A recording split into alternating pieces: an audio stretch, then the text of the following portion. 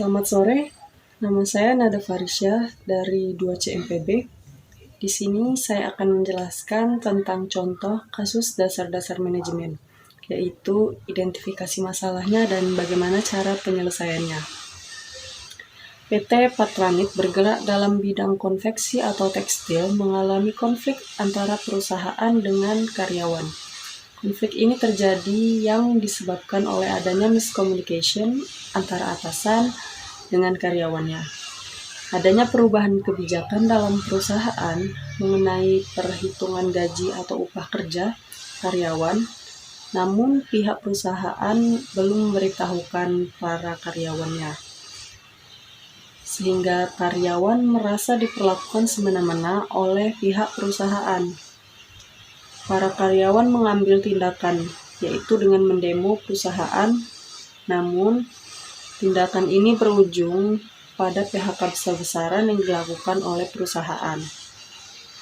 Perusahaan manapun pasti pernah mengalami konflik internal, mulai dari tingkat individu, kelompok, sampai unit. Mulai dari derajat dan lingkup konflik yang kecil sampai yang besar. Yang relatif kecil seperti masalah adu mulut tentang pribadi antara karyawan, sampai yang relatif besar seperti beda pandangan tentang strategi bisnis di kalangan manajemen. Contoh lainnya dari konflik yang relatif besar yakni antara karyawan dan manajemen. Secara kasat mata kita bisa ikuti berita sehari-hari di mana berbagai media. Di situ tampak konflik dalam bentuk demonstrasi dan pemogokan. Apakah hal itu karena tuntutan besarnya kompensasi, kesejahteraan, keadilan, promosi karir, ataukah karena tuntutan hak asasi manusia karyawan? Penyebab terjadinya kasus tersebut dalam perusahaan. Konflik ini terjadi yang disebabkan oleh adanya miscommunication antara atasan dan karyawan. Adanya perubahan kebijakan dalam perusahaan mengenai perhitungan gaji atau upah kerja karyawan. Namun, pihak perusahaan belum memberitahukan para karyawan, sehingga karyawan merasa diperlakukan semena-mena oleh pihak perusahaan. Biasanya masalah timbul karena lingkungan yang kurang kondusif di suatu perusahaan. Misalnya, kondisi cahaya yang kurang atau sirkulasi yang kurang baik dan temperatur ruangan yang tinggi sangat mungkin untuk meningkatkan emosi seseorang. Jadi, kondisi dari lingkungan juga harus diperhatikan.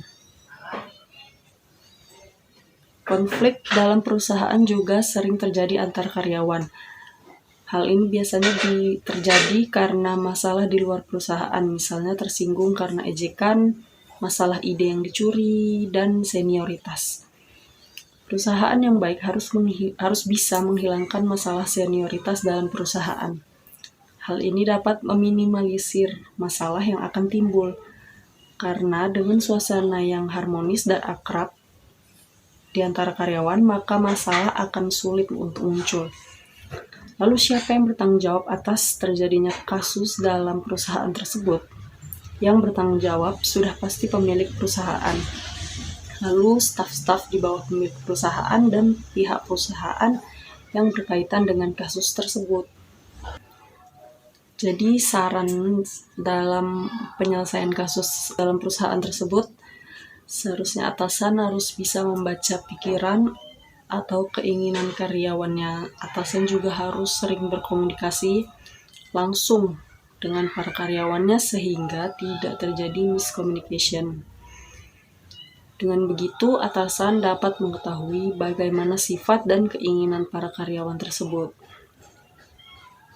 Lalu dalam mengubah kebijakan mengenai perhitungan gaji atau upah kerja karyawan seharusnya ikut dibicarakan dengan para karyawan, karena perubahan kebijakan dalam suatu perusahaan harus segera diberitahukan kepada pihak yang bersangkutan, termasuk para karyawan juga, apalagi mengenai gaji.